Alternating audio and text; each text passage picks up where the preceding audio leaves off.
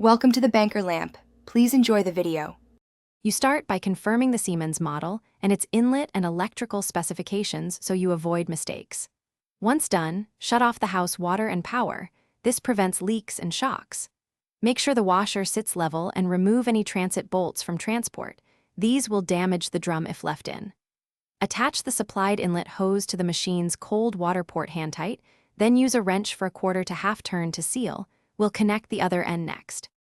Now connect the hose to your household tap, using a new rubber washer and threading clockwise to avoid cross-threading.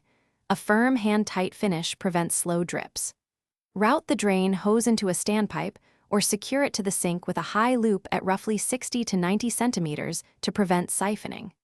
Once in place, level the machine by adjusting the feet and locking the nuts. Spin a quick rinse cycle to confirm no rocking or vibrating. Adjust until stable so long-term wear is reduced. Finally, plug the Siemens washer into a dedicated grounded outlet.